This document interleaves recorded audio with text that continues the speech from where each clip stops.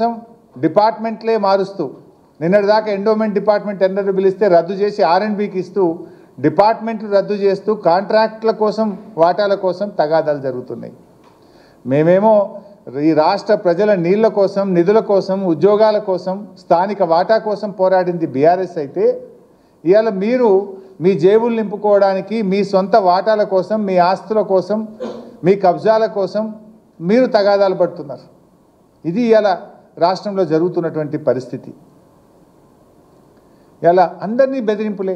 పారిశ్రామికవేత్తల్ని బెదిరిస్తున్నారు, real estate వ్యాపారులను బెదిరిస్తున్నారు, cinema ఇండస్ట్రీని బెదిరిస్తున్నారు, కాంట్రాక్టర్లను బెదిరిస్తున్నారు, భయభ్రాంతులకు గురి చేస్తున్నారు. ఇలా రాష్ట్రం పరిస్థితి కూడా ఏమైపోయిందంటే మీ యొక్క తప్పిదాల వల్ల ఇది మాది కాదు, ఇది గవర్నమెంట్స్ అయితే గత 8 సంవత్సరాల్లో టీఎస్ ఐపాస్ వచ్చిన తర్వాత గత 8 సంవత్సరాల్లో అతి తక్కువ ఇండస్ట్రీసు అతి తక్కువ ఇన్వెస్ట్మెంటు రేవంత్ రెడ్డి కాలంలో వచ్చింది. 2024-25 సంవత్సరంలో కేవలం 2049 ఇండస్ట్రీలు 50,000 కోట్ల పెట్టుబడులు మాత్రమే వచ్చాయి.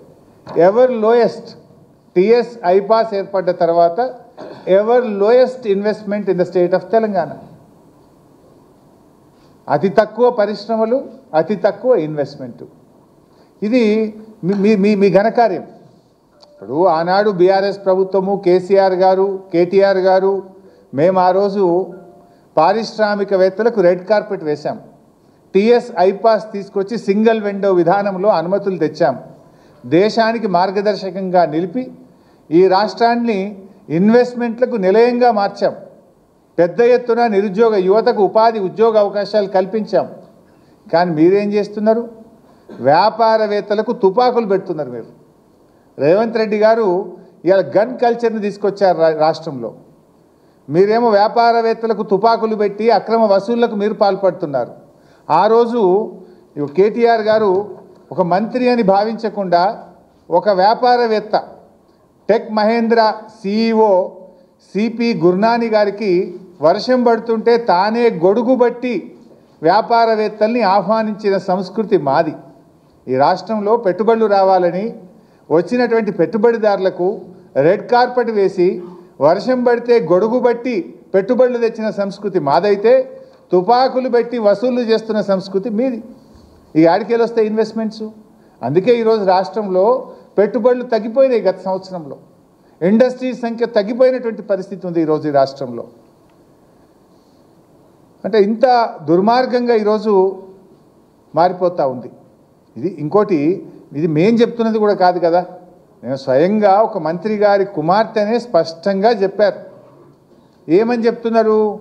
ముఖ్యమంత్రి గారి సన్నిహితులే తుపాకీ బట్టి బెదిరించారు, ముఖ్యమంత్రి గారు జపాన్ నుంచి ఫైలు ఆపించారు, ఒక మంత్రి గారు టెండర్లు వేయొద్దని మాకు హుకుం జారీ చేశారు, టెండర్ దక్కలేదని డిపార్ట్మెంట్నే మార్చివేసినారు. అంటే మొత్తంగా కూడా ఒక అరాచకం నెలకొన్నది రాష్ట్రంలో. ఇలా ఇంత జరుగుతూ ఉంటే బీజేపీ కేంద్ర ప్రభుత్వం ఎందుకు మౌనంగా ఉందో మాకైతే అర్థమవుతలేదు. ఇప్పుడు ముఖ్యమంత్రి ఆయనే, హోంమంత్రిగా ఆయనే ఉన్నారు. మరి ఇక్కడ విచారణ జరిగే అవకాశం లేదు.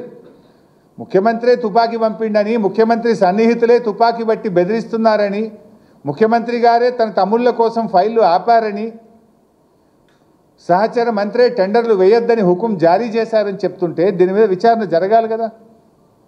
నేను కేంద్ర మంత్రి కిషన్ రెడ్డి గారిని సంజయ్ గారిని డిమాండ్ చేస్తూ ఉన్నా.